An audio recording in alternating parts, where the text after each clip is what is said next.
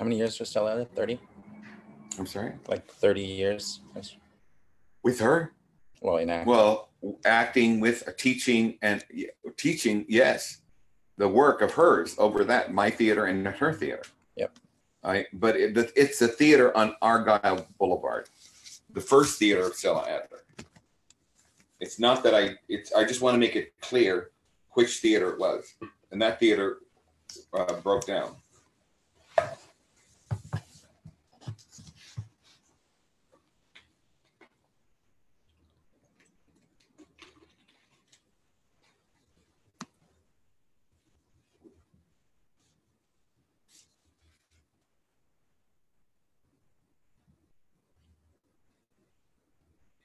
I told you had 2 lunches. Oh, we're here. Dinner. We're here. Awesome. So, hey there. We're going with Facebook Live. It's Saturday morning, and we're actually here with Arthur Mendoza. Hello. And he's an icon in the entertainment industry. He worked directly with Stella Adler, and he actually teaches classes at Santa Monica Playhouse on Wednesday from 7 to 10 with the Actor Circle Theater. So you can go to actorcircletheater.com and come out and have a free audit. But Arthur's an amazing gift to the industry. He's responsible for a lot of people being working actors. He's a go-to person. Even we're going to talk today about Michael Mann with the script analysis. Huh? And he's going to share today a little bit about Shakespeare, why it's important. And then we're going to talk a little bit about how he worked with Michael Mann on several of the productions that Michael Mann has done. And I've also included, if you guys check, you can look at the IMDb to actually check out if you're not familiar with Michael Mann and his work. We'll tell you about that too. But Arthur Mendoza, thank you so much for being here today. Thank you. And you know what I want to do, because if you're new in the industry and you're just getting involved in acting and you're watching all the new movies and the stuff on TV, a lot of times people say Shakespeare, and these young kids today, they go, who's Shakespeare? One of the things you do in my classes is the first thing you take on is a sonnet. Now, why a sonnet? A sonnet doesn't have a character. All it is ideas. And if you can communicate the ideas in a sonnet, there's no character. There's someone you're talking to, and you figure out who you're talking to and what perspective, and you do it in a sonnet, you get the size. You know, everybody, I got to do Hamlet. You can't do Hamlet. You can't do that right away. You know, you can't ride a pedal car, you know, a beautiful sports car. You got to know how to run it. You got to know how to ride it. Shakespeare and sonnets is the beginning of teaching, and there's no character. You don't have to worry about Sir Toby Belch or any character, the burden of that character. You just get the opportunity to use Shakespeare's language, and it runs through you. What would you say the benefit is for somebody that's new, that's looking at Shakespeare? I know when I first picked up Shakespeare a long time ago, I was too young and kind of naive, and I was like, I lost a student this 3 quarters ago who came, wanted to be in class, and you know, I told his mother he has to get this book. I never heard from him again. I scared him. But you don't understand the parallel. These are big movies. Star Trek, all these Game of Thrones. Yeah. What American do you see there? Not one. Because we don't have that side. We don't look for that side. Some actors look for feelings. Feelings are as a result of what you get in the circumstance and the activity. You get that feeling of the character. You've got to learn how that character does it. But you don't concentrate on feelings. You don't concentrate on I want to cry. Or, well, how do I cry? Well, you can't cry. You can only cry when that activity feeds you. When you cry about that ring. When you cry about what you're doing. You got to figure out what the character is doing and why he wants that ring. Why he wants that thing. There's always going to be something in an action that you can pick out in any character. You know, Indiana Jones. What is he's everything. The ball running, and he's all these obstacles, but he plays that. And you know, I have an actor who does everything, you know, in these blue and green screens, and he knows that I know how to do it. It's so easy because all I'm doing is reaching for my action, and the activity will give it. Find the activity. Yeah. Find the activity. You're sitting on set. They put a guy to, set your light. Don't do that. Let you set the light. You sit there and look around and think, what can I do as this character? Maybe talk a little bit about the process. I know, like, let's pretend, I've never heard of Shakespeare, or I get a Game of Thrones script. Yeah. And I look at this script, and I think a lot of times, if you're not educated on some of these things that you're talking about, you miss the whole meaning. We have an exercise at the end of Technique 1. You have to sing a song. Yeah. And this guy came to my class. He and his wife were taking my class, and he was really big. He couldn't fit. And I said, "You got to come up to. He would wear flip flop." I said, "No flip flop. I got a shoe." He came in shoes with no sock, and that's So he couldn't fit. So he's sitting there, and at the end of Technique 1, you have to sing a song. And he came over during the break and said, "I can't sing." I said, "Okay, well, don't you know anything that makes sound?" He said, "Well, what? Happy birthday." No, anything, and he said, "I do the shock. It's a New Zealand thing." And so he walked in my house. They had an office. He threw the script. "What the hell am I going to do?" I said, "What do you mean? There's this character. He doesn't speak any language we know. You can't say anything that we know. It's got to be an unaudible sound. What am I going to do?" I said, "Kick off your shoes, take your shirt off, and do your shocker right here in the theater, in there." And he did. I said, "Go in and do that." He said, "Really?" I said, "Yeah, you love your flip-flops. You barely wear, shorts. Go in like that. Take off your shirt and do your shocker." Yeah. They quit the audition, and he got the character. He was in Game of Thrones. Yeah. He was the White Queen's guy that he burned it. And he's now playing Aquaman. And he's a wonderful actor because I love him, and we get along great because he just throws himself. He wants to learn. He wants to eat it up. Yeah. And I adore him, and I wish I could see him. He's working. I don't want to see actors because they're working. Go work. Goodbye. Yeah, I think there's a lot of actors that, it has to do with words, just like Shakespeare. There's a lot of people that judge what is acting. So when someone tells them to sing a song, but there's such a phobia about singing. Nobody sings, and Stella says you have to sing. You have to do whatever they say. Yeah. I'm going to work with a model who got a job. I'm going to see him move to. How do you move to music? Put music on. How are you going to move? He's got to move. Yeah. They might throw him. I got to teach him anything they can throw at you. The chorus line, a great show. There's a song. I can do that. I can do that. I can do that. Anything. I can do that. The more you can do, the more you're going to work. Yeah. Absolutely. What do you mean? What do you mean by size? Size is committing to things bigger than you. Yeah. Look at Rex Harrison. I mean, what's his name? Wonderful. He's in all things. He was in my God, Harrison Ford. Yeah. He's got size. They hired him because he's big, and he throws himself into it. Yeah. I don't know his training, but whatever he does, it works. Yeah. I don't know what he does, but he's a very underestimated actor. All those movies he's done. Yeah. Indiana Jones, make me believe those things. Oh yeah, Raiders of the Lost. They don't. And there's that movie where he, with his daughter, he complete Henry. Oh yeah. That movie, he's amazing. Yeah. He's small and little, and he's lost everything, and he can't find everything. There's the other guy in Starman, that movie, Starman, the Bridges. He's amazing. Yeah. Where he's a guy from another planet, and he doesn't know what water is. He doesn't know what food. I believe that. That size comes when you completely commit to something. Glenn Close, Meryl Streep, those people commit to stuff. Right. And when they commit, it's large, and we watch it. Talk about the sonnets. What's the first step in when somebody gets a sonnet? They're scared. The first thing you got to do is not be scared. Talk about looking up Just definitions. look at the words, and they're going to scare you. I use a sonnet book that has the old writing. Yeah. Now, some people, there's old school and new school. The old school is up to the iambic pentameter. I don't fix on the iambic pentameter, but I see if you can find it, because you can find the music once you can understand what you're saying.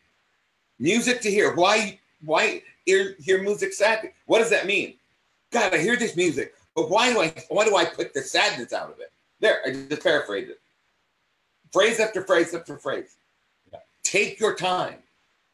You have to dissolve the ideas and put them right there. I have an actor who did that and kind of fought a little bit. I have a great actor who won't do it. And he sits there knowing he needs to, and he's stuck. I don't know why. I think he's a brilliant actor. He works. He's a brilliant actor. And I can't get him out of that place because somewhere someone told him this was hard. Right.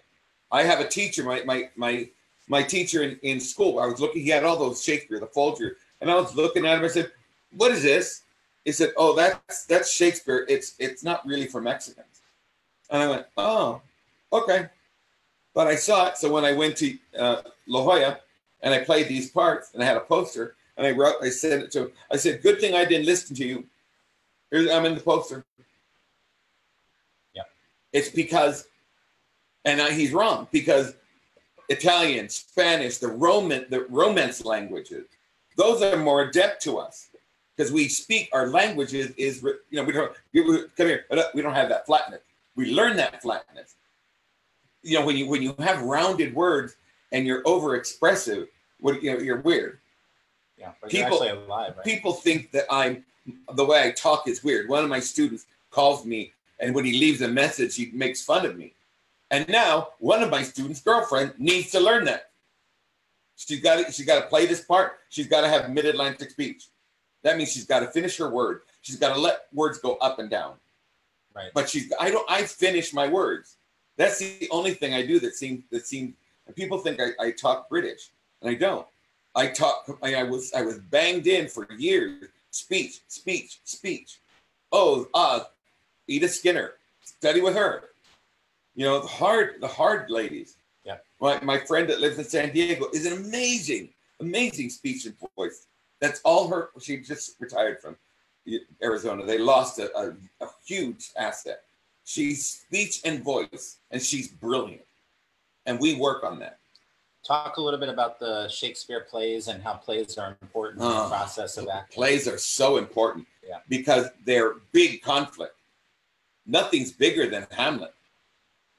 I've got a student who's working on it, and I said, "Well, why don't you go back to this other monologue?" He said, "I can't. I already got that in this. Can we go forward?" I said, "Sure." I said, "What else can I do?" I said, "Henry V. Do the speech when he tries to enliven his. You do that speech. You can go up in a starship and tell them where we're going with the Klingons. You can do that. The Klingons is Shakespeare. It's got to be that side. And you can work it out from the sonnet and turn it over to an audition." How many plays have you actually? I know you put up quite a few plays yourself. Yeah. How many was that? You think 70? Like 50, 58, 59. Yeah. In 24 years of owning a theater. I went to all by myself. I went to go see a play with Al Pacino called Huey. Oh dear. And it was brilliant because there was actually no sides on the theater. He did it at the. It's one person. Yeah, it was the great writer, Long Day's Journey at Night. Yeah. Yes, Huey. I've seen that play. It was brilliant, and the way that he worked. Where was it? It was at Dorothy Chandler Pavilion. I think I saw that. It was amazing. But it's just him. It was mesmerizing. In that rhythm, he made Huey him. Yeah. He made Huey him. Yeah. So I don't know who Huey was, but I see that Huey was him. Yeah. I all that movement that he repeats over and over. It drives me crazy. I think a lot of younger actors today that what's the purpose of a play? And I think in a play you get these scenarios that show up in scripts and movies. It's like going to the gym, right? It's like going to the gym. Shakespeare is the gym for actors. It's the gym. Yep. How do you feel that Shakespeare gives us size through the sonnets and the plays? Incorporating that into the process. The sonnets are like the training wheels. Yeah. You put your training wheels on. You do a couple of sonnets. You don't get them, but at least you're in it, and you know how to look up the words on the OED, Oxford English Dictionary. That's the meaning. You look up the 1500, and the Elizabethan. That's going to be the meaning, and that's what you look up in the OED. You can have it I think it's in your computer. Yeah. I had a whole volume of it, and Lord knows where it wound up, but I had it. Yeah. And I go to the OED, and that's the authority. What do you feel for, because we live in a society where everyone's got ADD, they're on their phones, they're right. doing on McDonald's, stuff. Yep. What is the value of preparation as an actor, as you talk about these sonnets and looking up the definitions? Because I know a lot of people today, they just want to memorize the line and get the part. So talk a little bit about I lose students because I won't let somebody come in and do scenes. I don't know what sides and scenes is going to help you do. It's going to give you bad habits. I have actors that I've never studied. Good, come. Good, it's better. There's no damage. They haven't done scenes and sides. I was working on an audition at Stella, and she saw. I said, "What are you doing?" I said, "I have an audition." "Oh, let me help." I said, "Well," she said, where's the script?" I said, "I don't have it." "Well, you can't do this if you don't have the script." I said, "Stella, don't go. You can't go." I said, "Stella, I want to go. I want to make the money." "Then you can't. How are you going to play the character?" "Let me see. It's garbage." Okay. And I still went. And I didn't get it. But she didn't want me to. You understand? Yeah. She was fighting for the total. You've got another character. Right. I said, it's impossible these days. It's a crapshoot. Yeah. So you hear actors say, "I don't know what I was doing in an audition, but I got it and I got a career." It's once you have this harness of a career, and people say, "Yes, you can do that. We will go see you," and you feel inadequate. You feel, Michelle Pfeiffer just admitted, "I don't know what I'm doing. I never knew what I was doing." Right. I don't know what it's good for her that could start to cleanse herself, but it's not going to help her. Yeah. Come and study. She can study. I love to teach her. She's not off very much because she's able to throw herself into these characters. I don't know if there's a difference in them. There's some things she really did amazingly. Would you say that Scarface? She was in Scarface, right? As you look at as you look at preparation in Shakespeare and sonnets, do you see a difference in the longevity and the size of the work that someone's able to actually get as an actor? Maybe talk about that, like somebody that doesn't want to touch Shakespeare, and an actor that really works on Shakespeare, and now their range is so much larger. Right. Talk about that. I think the two worst qualities in an actor is impatience and desire. It'll kill you. You understand? I want it so bad, and you break it. It breaks, and you want it quick. Let me do some side. Let me do something. I want to get this job. You're not a seal jumping for a fish. I tell everyone, when you get in this room, that is your time. You forget about them. You do your work and say this. I was asked to audition for a part, and they had already, he was trying to fire one actor, but he wanted to see me. So I was eating, and he said, "Here, do you still act?" I said, "Yeah, I can. Would you read for me?" I said, "Sure." I said, "Yeah. Can you come tomorrow?" I said, "Sure, 11 o'clock."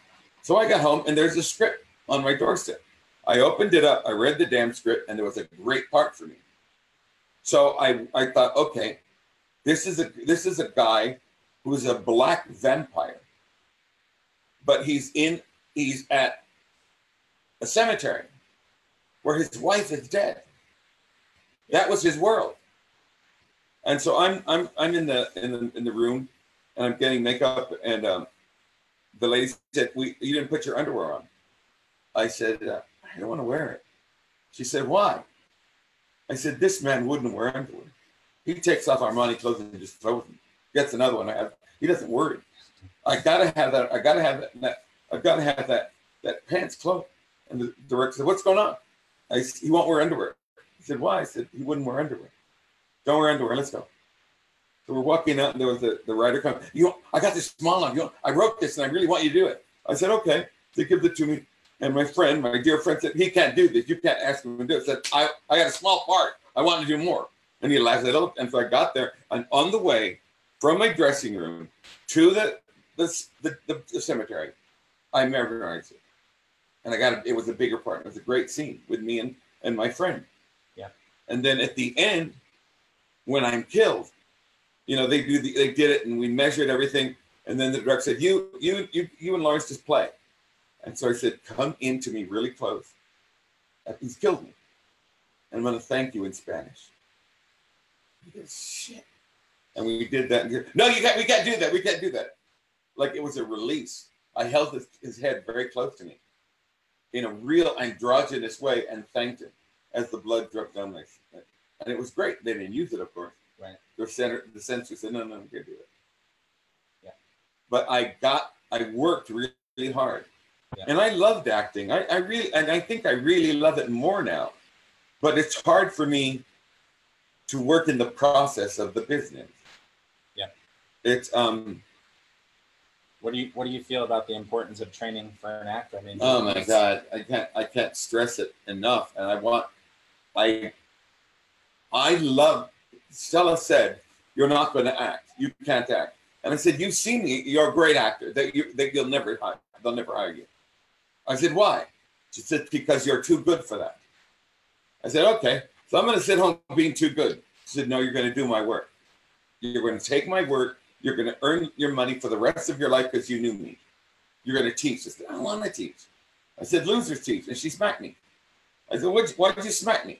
You called me no, not you. Those people who do a series and now they're teaching acting because they did it. Right. That's horrendous. That's horrendous. Yeah. That doesn't make you an actor. It makes you a thief. Yeah. A thief that thinks they robbed something and nobody knows. Or maybe they got lucky one time and they figured Yeah, and they think that, yeah. Make money. Oh, yeah. Yeah. You know, it's the importance of training. You know, you can do good work anywhere. I don't see soap operas as a horrible thing. I have an actress who I'm very proud of who does good work. I love her work. And she does the best she can. With that, she turns that work into a real, they've had her for years. Yeah. Because she's great. Yeah. And I adore her. She's a great actor. And she is working there. She gets to work. Yeah. It's hard to earn a living as an actor. And when you're young, I think when you're very young, it's very tantalizing because they want you. You're beautiful. Can you take off your shirt? Can you? Of course, you're taking off your shirt and you're going to the gym and you think you're an actor. You're not an actor. You're sort of a journeyman. It's okay. It's good work. You do it. You do the best you can. It's great money. But to be an actor, to be a craftsman is another thing. And you can do work on soaps. It's not like evil. You can do good work. The point is not to get lazy. Yeah. Not to get lazy and not to get hard. Very, very hard to work. Those pages, they give you a lot of pages a day. Yeah. It's impossible to try to do good work, but you do the best you can. And I see actresses and actors that do the best they can. Yeah. It's a whole different horse. It's a whole different horse. Can you were talking about pages and pages, and that reminded me of you had said you worked with Michael Mann. Yes. Can you talk a little bit about how you got to know Michael Mann? Perhaps for the audience that doesn't know Michael Mann's work, maybe share some of those projects. He's an amazing director. And how you worked with him on scripts and working with actors. I worked with, one day I was teaching class. Yeah. And Benicio was sitting on the front steps of the theater. Yeah. And I said, hey, what are you doing? I'm working over there. Oh, okay. I hugged him and he said, you want to come? I said, I'm teaching, but if you need me to come, you need a breast, you don't need me. You're trained to do this. Go there and fly. So I went there and I did go. It's like 11:30 and they're still shooting him. And Benicio was all this paper, the autobiography and all this stuff. And Michael said, what is that? He said, it's my homework. Who gave it to you? Arthur Mendoza. He said, I want to talk to you. He said, call me. And that's the Mohicans. So he calls and he knocks at my condo door and I open. He goes, hey, yeah, I'm here to see Arthur Mendoza. Could you call him? I said, that's me. It's you. And I saw him sit down like, oh, this is going to be 5 minutes. We're going to be done. So I said, what have you done about these characters? I mean, how are you going to give this character? How are you going to lead these guys to those places? How are you going to let this woman betray everything she knows and love a heathen and go off the cliff? That's so much love that it can't be understood by now. Now can't be understood. I'm watching TV and they showed Arkansas. This was the place where they refused to take black students and they hosed them down. And now there's more black students there than white. You just got to stay in it. You just have to stay in it. I was sitting at a table, a beautiful table. One of the times I could sit. And I said, Stella, can I come? She goes, yes, darling. I said, can I sit next to Marlon Brando? She said, yes. So he was there. And I'm sitting there going, Jesus Christ, I'm sitting next to Marlon Brando. And I said, can I ask you a question? He goes, yes. What's the key to acting? You were Stella, right? He said, yeah. Stick with her, stick around. You stay in line long enough, they got to pick you. And wow. I stand in line. It's a different line. It's a line I didn't know I had that Stella knew. And when I work with Michael and talk about character, see, they write things, but it's hard to them to understand, how do I find this guy? How do I lead, Daniel Day-Lewis to an animal? He was an Indian animal. Yeah. Like he was and he flied like that. And Michael caged it and caught it. This was an Indian in love with a white woman. The biggest betrayal there could be for both of them. But they fell in love. Love breaks all rules. I didn't know I did, but I have one of my students takes me to a client, and I sit there and I'm excited to go. This is like, my brother said, how long can you see that monologue, the same monologue, in Orpheus Descending? Are you bored? I said, I would be bored if it was the same person doing it. But everybody that comes in front of me, there was, one actor made something funny that had never been funny. And he made it funny. I said, oh my God, that's funny. It could be funny. It's every actor brings his own gift, his own play. And anybody who really, really, really wants to be an actor, really wants to, can do it. Yeah. I think it's great to have talent. I think you have to find your talent. I want to help an actor. It's like an onion. I want to peel it out, layer after layer, to see how much you truly want it. How during Michael Mann's projects, talk a little bit about how you helped him work with actors. We talk about. See, he knows about the shots. He knows what he's going to do. But I try to talk to him about what the characters want. How can he lead the characters in? All about the character. He has the best shot. Camera, everybody. You go to a shoot, and there are like 90 people, 2 people to run the camera, and 1 to make sure it's like there's like 80 people there, and the actor stands there. Can you move with the light? Okay, let's go. Go what? You have to know. You have to know where you're going. You have to know where you're at. You've got to know your circumstance. You got to know what to do, so you can fill that place. There's all those people making food, light, camera, makeup, all these people, and nobody talks to the actor. I did a film, and the guy said, "Hey, can you come over here? We're gonna work on the scene." I went, "Oh my God!" And he said, "Let's run the line. Good, a little faster. That's it. Good." I went, and on the way, I got a donut, and I picked it up, and I took it with me. That's good. Keep the donut. And when I got another donut, he thought it was a choice. I wanted a donut, and all of a sudden, it became a choice. Right. Your choices. When I did Deep Cover, and I put my leg up and was sitting like this, I was trying to lure the cameraman. He said, "Can you do that?" I said, "Yeah." So I've got this. They've got this lurching back kind of seat with my leg up. That's a person who has no respect for where he is. He doesn't have to. He bought the whole thing. He didn't have to respect it. He bought it. My circumstance are told, when you look at a man like that, like people put their seat, they can't in the theater because we don't have anything in front. But when I had the theater, take your feet off the front seat, take them. You know, I go to the theater, people put their feet up. Yeah. What is so needy that you got to put your feet up? You're at a theater, put your feet down. I don't understand.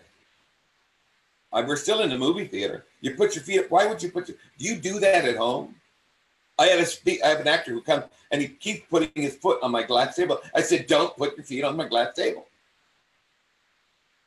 Yeah, what do you mean about circumstances? Maybe talk a little bit about that. The place. Yeah. Where does the scene, where am I? I'm in a cafe. I just saw a movie yesterday where the whole place a lot of the play takes place in a cafe. Yeah. Where the kid wants something from his father. Yeah. You know, and he's there and I'm good. I just need $200. I just really need, he said, I can't give you that. I know what no, man, I'm good. I've been sober 5 days. I'm good. And he did not give it to him. And that kid was trying to show him, and he wasn't. He was tweaking. The father could see he was tweaking. Yeah. I had an incident where my brother came in and the police shook my hand. I knew what he was doing. I said, I don't take crystal meth. You're looking for my fault. Okay. Done. That's okay. I'm fine. Yeah. So what's a good first step for an actor to actually find a character? Okay, read the whole script. A lot of times people want to read the whole script. In our class, what we do with and in film, there's very little to go on. You're really working with pebbles. Yeah. To make across the river, pebbles. You got to look at everything he wrote about you. Where are you? Can you see where you come from? What do you do for a living? Where are you playing this scene? What does the scene have to do with what you say? Yeah. When you're on Star Trek and they're talking about, Klingons, the guy, there's this command. You have to command it. You have to make believe that the ship will explode if you don't do certain things. Right. That's Shakespeare. Yeah. 40 so-and-so, 40 on. Let's go. And then you put you're commanding. That's Shakespeare. Yeah. And if you go, yeah, right. Well, the ship will blow up. Right. It's too late. It's too late. But you learn that in Shakespeare. You learn where to put your hand. You move your hands a lot. I had an actor come in and do a monologue. And he said he worked on it. He did. And he sat there doing all this stuff. And I let him go. I said, well, that's okay. That's what you worked on. I can't make him work. I can't make an actor work. But you prove to yourself how much you love it if you throw yourself into it. Yeah, I was going to ask. Don't you think it makes a difference in the process of acting if an actor goes in a room and they see the passion and the thought and the preparation in it, as opposed to somebody that comes in and just and let me make a point. Yeah. You may do it wrong, but you did it according to what's written. Yeah. And that's all you did not lose the part. Yeah. They don't see it the way you saw it. And move on. Yeah. Move on. I think there's a phrase you always share that if you were meant to get the part. Oh yeah. I don't think you ever lose a part that was yours. Ever. You never lose the part that was yours. Yeah. And you cannot do anything to change their mind. You think of things like that wonderful movie Misery that Kathy Bates did. Oh yeah. Yeah. You know what was written for him? Michelle Pfeiffer. Oh yeah. That would change. How's she going to take a knife and, but that's what they saw. But Kathy Bates turned it around, didn't she? Yeah. And she turned it around hard. Oh yeah. But she can. Right. You look at her in anything, Titanic, anything, you see her, you watch her. She's got a command. She is an actress. Yeah. A good actress. Yeah. She's right up there. There's a great actor. There's a woman who's playing a woman of writing on HBO. Who's a woman that's very funny. She's very funny. She's a little overweight. Her husband and her, does a lot of movies. No, she's got the lead in the movie right now. She did a movie with the guy, and she took him over and took him on a long trip. She's really funny, and she does a lot of movies. Here I can't remember. I'm so sorry. It'll come back. Yeah, it'll come back. She's done everything. She's on every movie every time, and she's on Ellen all the time. They have a wonderful relationship. That's a great actress, if I could remember the name. But you can see and she's playing a very demure woman on this HBO series, that the woman cannot publish her own work because she's a woman. It's a different time, and she's going to do it. And she throws herself into stuff. Whether she's good or not, she's committed. I'll watch her. I think what? Amy Adams. No, she's very good too. I think when you said throw yourself into something, talk a little bit about going into the uncomfortableness. You know, there's a lot of people that want to be controlled and they want to come in with their own persona. And I think a lot of times, and you mentioned this the other day, somebody was trying to do something and it was uncomfortable to them. Right. But they went there. Right. And it worked. Yeah. Because if in your craft, you should never be completely comfortable. You should always have that little jet thing that's gonna push you hard. You've got to tell your partner what you're gonna do. It's got to be spoken. There's no dangerous choices. You got to say, look, can I touch you here? Yeah, I'm looking with an actor in a love scene. Can you touch her here? Can you move your hand up there? Can you bring her in from that place? You've got to talk to the partner, because it all should be trust. Yeah, and she should really. And besides that trust and, you know, making a choice and taking a risk and kind of going into that uncomfortable zone, like, what are some of the bad habits with actors that are, you know, maybe brand new or they've been around and they come move, into your class? They move too much. 60 or 90% of my work is to stop people from moving.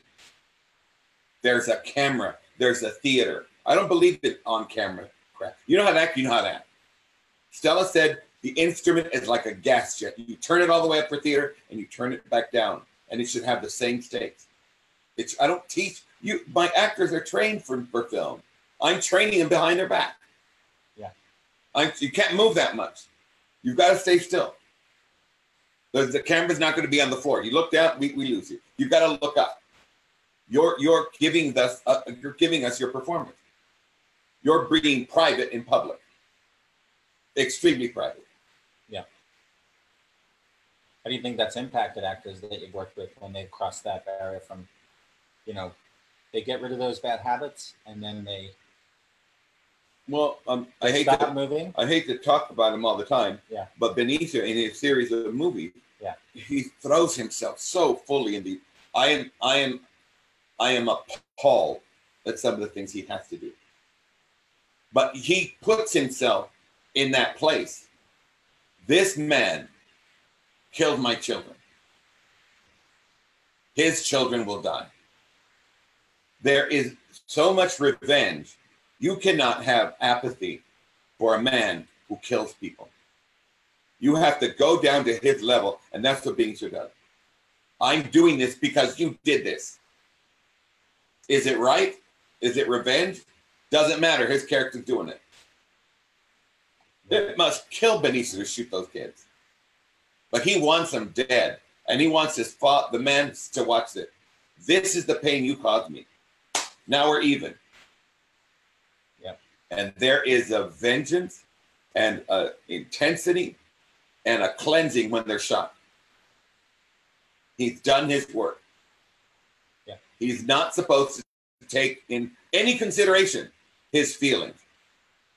As Benicio, he couldn't kill those kids. But as a character, he can.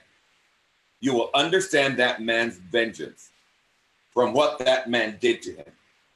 Yeah. Do you understand? Yeah. And he does it. You can't feel, it's great because there's characters that have to learn. The woman who's wonderful. What's her name? She's wonderful in the movie. Devil Wears Prada. She played the.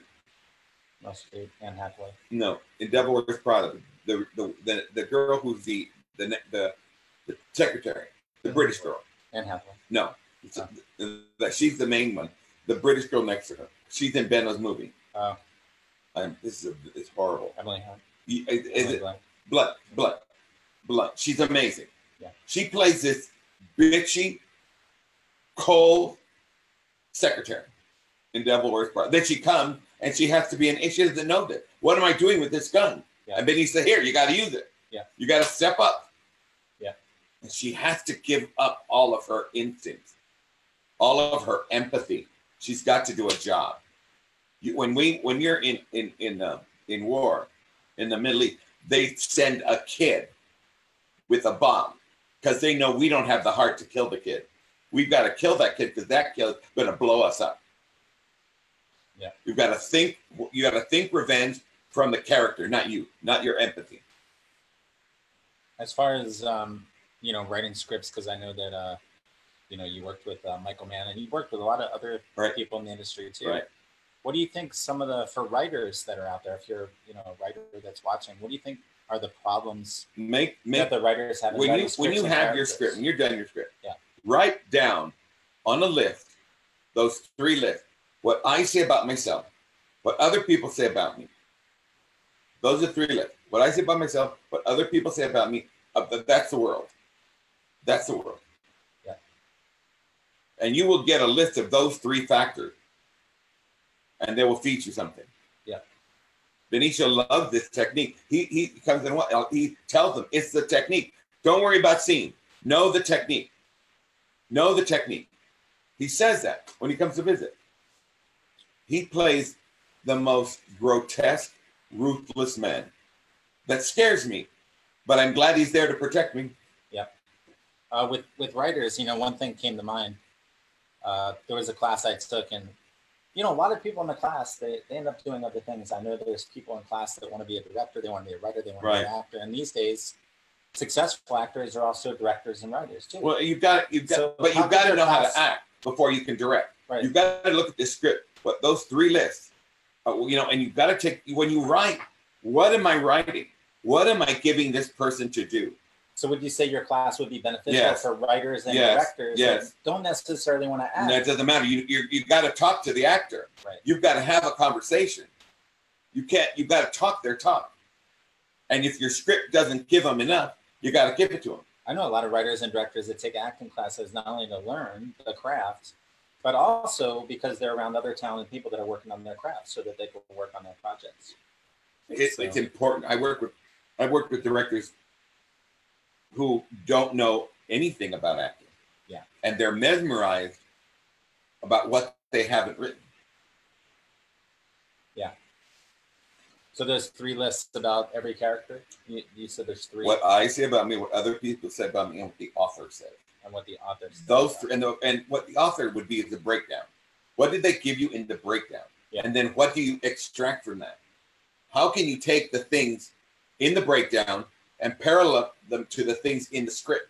And let's talk a little bit about what other people say to me. Yeah. I'm imagining if you read the whole script, you get clues. Yep. But if you're a writer, give me those clues. Right. If you're a writer, send me on those journeys. Look at your script. Oh God, a Shakespeare. All of a sudden, a character appears out of nowhere. They got lost. But that guy's got to play that guy and go in. And then he winds up holding Hamlet, the dead guy, and he just comes in to hold him at the end. Right. Nothing's perfect, but gee, many Christmas, Yeah. Where did that guy come from? Where has he been? Yeah. Why is he important to hold Hamlet as he dies? Yeah. Which really fills out the whole life of the... Yep, but you got to go with it. Yeah. You got to go with it. You've got to go. The script. They just come walking in, you don't know anything. It would be like a comedy. Well, there those actors stand. I see them. They're standing there. Action means do something. Yeah. Action means do something. It doesn't mean feel. Yeah. Do something. Action, not feel. Maybe talk a little bit about your analysis with. I know you mentioned Bad Times at the El Royale.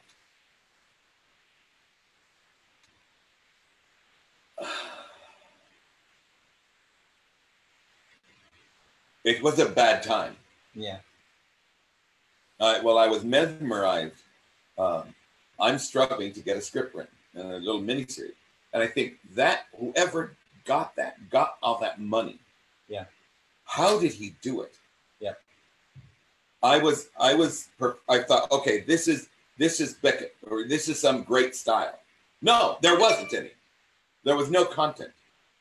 And I saw those actors, and that one actor is naked. That's what we get. You know, he's naked. He goes into the ocean. Where did he come from? Where is he going to? And who does he know that none of these characters connected?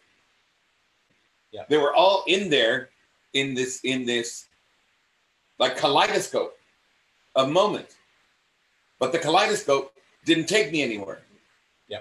You can't give us a kaleidoscope. You gotta take us on a journey. If you're gonna do Beckett.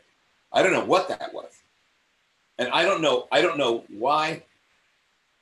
I was just, you know, I was insulted by the guy's nudity because it was cheap. Yeah. He's a gorgeous man.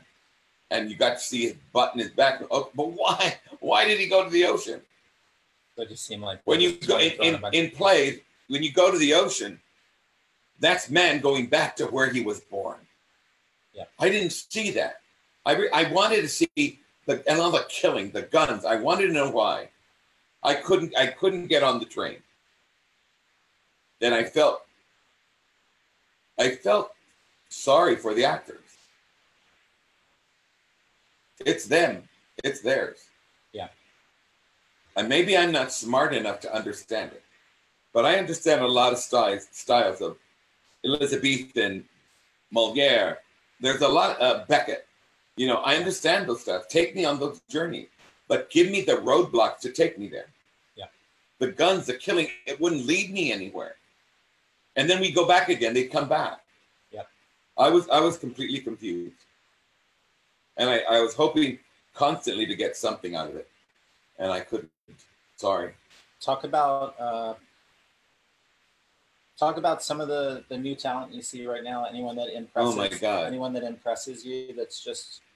I feel ashamed that I don't know his name, but he was in this movie. Call Me by Your Name. Call Me by Your Name. That young boy was amazing, and I just saw him yesterday in Beautiful Boy. He's more amazing because he played nothing like that lost boy. That was the most beautiful movie about human sexuality, male sexuality, which we never deal with. You know, we go with women, you know, we deal with some part with women. That's unfair. We have very, very rigid ways of seeing women. Yeah. I think because they're men, direct them a certain way. I mean, this boy in Call Me by Your Name, it's amazing what they both did. They both were amazing. Hammer, his name is Hammer. That they were both together. They were amazing. I can't stop watching the movie. Timothy Chalamet. Yep. And Armie Hammer. Yep. Timothy Chalamet. Sorry. Yes, I've seen him twice. In Call Me by Your Name, and I saw him on Beautiful Boy. And Beautiful Boy is so exquisite. And it hurt me because I have a very dear friend in my heart who's struggling with the same thing. Yeah. So it broke my heart. It broke my heart to watch it. How about some of the actresses right now? Oh, there's a lot of them. Like who have you seen lately that I like all the women in the HBO's. What's that? HBO's. What's it called? HBO series on women. Yeah. It's amazing. Yeah. That with the man brutally doing what he did, and the women get revenge. It's not revenge. It's that they settle the score. Yeah. You know, women right now, it's a horrible time. It's a very important time for them because they're turning something. Something in this country is turning. That woman was not listened to. Yeah. In a board of men. Yeah.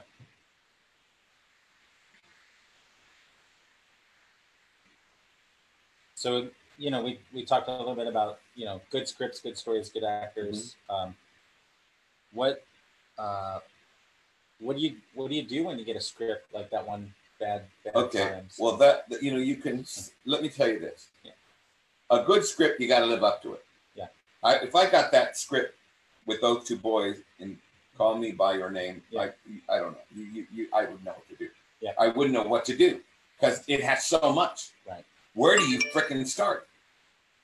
How does that man not coerce that boy and let that boy come to himself? Right. It was the most beautiful thing I've ever seen. Yeah. You know, when you're gay, you need this almost like a godfather, a parent to introduce you. Because you don't know what to do. So you're just out there, and that boy had a transition. And the father had also had a transition. That scene with the father at the end, and that boy sat there with the camera on him. And I saw everything. He called. Was he married to a man, or what he called on the phone? And that's all he left it with. Right. But he gave him that moment of transition. He permissioned himself. They went away. They were together. This is what you can't have. You can't have it with me. But this is what he gave him permission to do it. And the father recognized it. The father said, go. The mother and father knew that. And some people said it was a horrible movie because the boy was so young and it was, you know, pedophilia. It wasn't. That boy wasn't seduced. That boy was permissioned. The word was permission to find himself.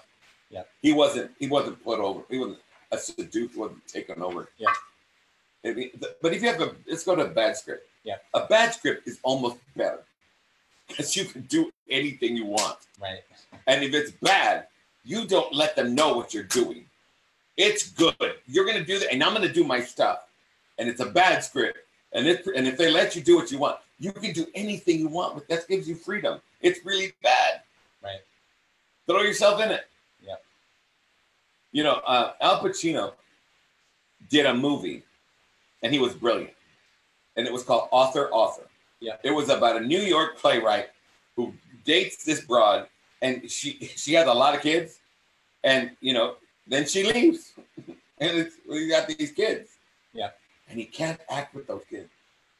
Those kids were amazing, and they sat him down and made him really be there, and nothing else.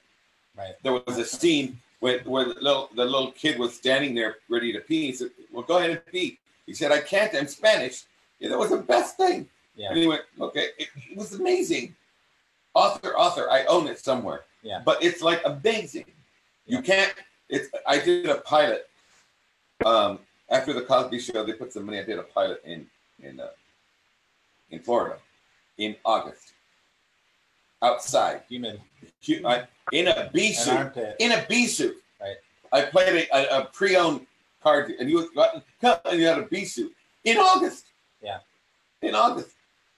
There was a fan just to cool me down. I was sweating balls and everything. And I go and the lines went out. I was like, "Hey, babe," and I didn't know. And but I learned a lot. I met this woman who was playing my wife, and I kind of got to say, "What are you doing?" I said, "Well, we had 6 because we have 3 kids. We got to be husband and wife." "Oh yeah, but I feel we got to be husband and wife." We got 3 kids. "I know. I'm just uncomfortable." "Well, what are we gonna do?" I grabbed her anyway. But I pet kissed her on the cheek. I had to have an intimacy that she wouldn't have. Right. And I'm going like, She didn't want it. And he was a funny guy, so I got to be funny with her. You know, I couldn't break her down into being intimate. I don't believe we made anybody believe there was a relationship. And the pilot got canned. You've got to start with the relationship. I mean, you look at even crazy stuff, Friends, Will and Grace, there's a relationship. Right. There's relationships. How do those people afford that apartment in New York? Right. That's like a $5,000 apartment. Right. What do they do? Right. Everything. And there's no black or Puerto Rican in anywhere. They're not anywhere. Right. It's white people in a big white house with no blacks and no. You can't swing a cat and not hit a Puerto Rican or dumb Nick in New York. You know. I think relationships are super important because they fill out the story. And they characters. Do. How do you deal with another actor who is uncomfortable with the scene? What you do is your job is how can I make this personal so comfortable that they'll give me what I want? Do you understand? It's not about you. If you have the technique, how can I give that person so much? How can I help them? But if you don't have the technique, you can't help them. You spin around them like a spider. You spin around them, and you make them so comfortable. What can I do to help you? And you don't tell them. You just do it. Right. You don't talk about anything. Right. Hey, can I pour you coffee in the scene? All right, I'm going to pour you some coffee. Is that all right? And you just start doing stuff. Yeah. I'm going to read the paper, and you just start doing stuff. Yeah. And they feel more comfortable because you've done something. Yeah. Directors don't talk to actors. Yeah. They don't know what to say. Which again builds the relationship. Yeah, but they don't know how to help you. They don't know how to help you. Yeah. The thing that I am so admiring in Michael, that he cares. He cares what actors do. He cares, he cares to figure it out. Yeah. He doesn't have to hire me, but he does. Yeah. And we work on character and how this person can get the, he doesn't, I'm not, his advisors are the final, I work with what he gets, but he chooses. And sometimes it's hard. Yeah. And I adore working with him because he is, as you see his film, he's the most intense man I've ever met. And he does everything. His hand is in everything. He is meticulous. Yeah. Miami Vice, a meticulous movie. It was amazing. Yeah. I loved it very much. And I loved Last of the Mohicans. That's a classic. Last of the Mohicans is something. The actor. Talk about the actor. The actor's job is to create a character, as I said, that is giving, able to create to the other actor. What can I do to make the person I'm working with more comfortable? That's your work, without telling them. Yeah. You have a kid. All you have to do is give them the opposite to give them what they really want. Right. You trick them. Your job is to make the scene as good as possible by doing as much as possible to make the person next to you comfortable. Yeah. Figure them out. Listen to them. Watch them. See what they're scared of. See if you can make them at ease. Your job is to do the work. What are you laughing at? Oh, just it was. Go ahead. It was funny because, I have a daughter, and she was uncomfortable. She got a little weirded out in her thinking, and I started kicking a little, the little things that fall from the trees. They look like little circle cones. Right. I just started kicking the cones with my feet and making a game out of it. And she stopped. And she totally got distracted and started laughing. But see, you did something. Yeah, right. You did something. What you can't with children, you can't lie. With children, you can't lie. Right. When I was on that pilot, the kids, the little boy, the mother loved me, and I loved those three kids. I have to love those kids because the woman wasn't playing. Right. She didn't like me. Right. And I think that the thing I can because we didn't connect. Yeah. There was nothing I could do. There was something about me that she didn't like. I think one of the things is the director kept talking about Stella Adler in my work. I said, don't talk about that. Yeah. Don't talk about Stella Adler. Don't make me something she can't touch. And I think he did. Yeah.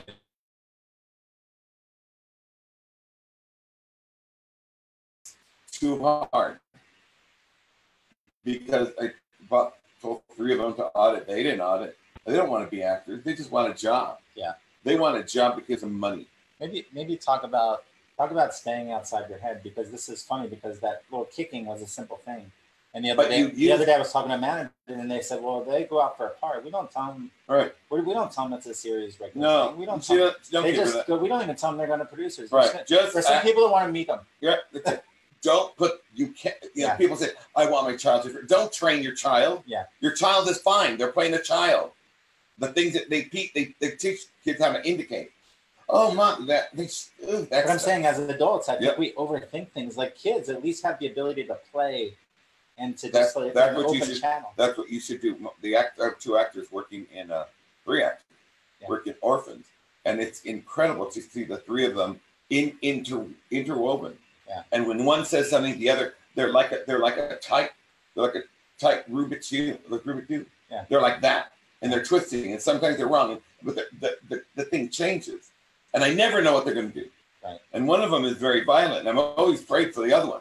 And they work it out. He doesn't get hurt, but it looks like I think, oh God, what's he going to do? Right. Because in the scene he's supposed to beat the hell out of him, and it's hard to watch. And I know he's safe, and I know the actor's fine, and they've worked it out. It's still hard to watch. Yeah. It's still hard to watch.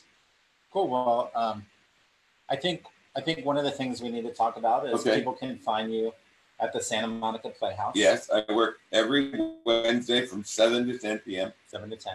You walk in the courtyard, up the stairs. I'm the only acting space on the second floor. Yeah, and you're also available for personal coaching. For private training. If anybody has any projects, script analysis, director, anything. Yep. Yeah. I don't really. I think, and a couple of students have comment. I really don't think I train actors as much as I train artists. Yeah. I train them to do everything. One of them is doing a little film. Good. He showed it to me. I said, this is wrong. This is imbalanced. This balance is wrong. And he'll change it or not. I don't care. I'm going to tell him, and I give him input. Yeah. But he's doing something. Right. He's doing something. He's going out of the boundaries of what we're doing. And that's what I want him to do. Yeah. I want him to direct. I want him to act. I want him to produce. It's a young people's thing. I have actors that are better than some people that work. Yeah. And I don't know how to get them to work. I'm not connected. I'm not, in the biz. But I love them dearly, and I'm there to support them. Right. So people can come and audit. Yes. You guys can come out and audit Wednesday. 7 to 10. From 7 to 10. You can go to the website actorscircletheater.com, or you can message Arthur if you find him on Facebook or on Google somewhere. By all means, give us a call. Come out, audit the class for free. Come and take a. You're welcome to see what I do. Come and take a look at the magic that's happening. It all comes from the heart. I know that Arthur has this huge. I think within your work and how you work, it all comes from the heart. Because if you don't have the heart in the relationship, then what do you really have? I guess that's very well. Yeah. It's like going to the theater. I am excited. Yeah. I won't drink Diet Coke. I got a little too excited at one time. Yeah. But it's like I don't know what's going to happen. Yeah. Where's he? He's not coming. Right? The pieces for the night. It's like a play. Yeah. Every class, because who's going to go? Why did he go up? He didn't work. Okay, I'm going to tell him that's nice. Go home. Yeah. Work it out. He knows he didn't work. Yeah. I can't make them work. I think it's the heart that not only shows with your teaching, but also in your students. When you look at the students have heart. Yeah. The heart is in it, and that's really I think what brings life. One of my students gave me the biggest compliment. He said, "I don't train actor, I create artists." Yeah. And that's what Stella did, and that's what I hope to do in all my work. She taught me the exact exercises. In fact, the last time I wasn't popular with the circle of people around her. Stella loved me, but I'm not good with those people. And so her nurse was a lovely black woman. And she called me and said, I said, yeah, all barracudas are gone. Come see Stella. She's sitting by the pool. I said, okay. So I ran up there to the house. And she was by the pool. And she hugged me, kissed me. I said, how are you? I said, I'm good. Are you working? You're teaching, right? I said, are you doing the French embassy? I said, yes. And the Italian guard, you're using those people, right? You clothe them, right? You give them all the period clothes. And I said, yes, I am. And I hugged her and kissed her. I said, goodbye, Stella. That was the last time I saw her. Yeah. And she thought I was still teaching for her. And I went, I had long gone away. Cool. But anyway, I'm still teaching. I love teaching. And I invite you, please, to the Santa Monica Playhouse, 1211 4th Street. I'm upstairs waiting for you. Please come and audit any Wednesday, 7 o'clock. Awesome. Well, thanks a lot. You're very welcome. And thank you for doing this. We'll do this again, and everybody stay tuned in. If you guys could put some comments down below, that would be great. If you want to share this, I'll read them. Yeah, and if you're students, send us questions. Any question is a great question. We'd love to respond to you, and it really means a lot for you guys that are watching, that you guys are tuned in. So hopefully, we've inspired you to get a little bit more into your heart and take your career to the next level. So have a great day, and we'll see you soon. Goodbye. Bye-bye.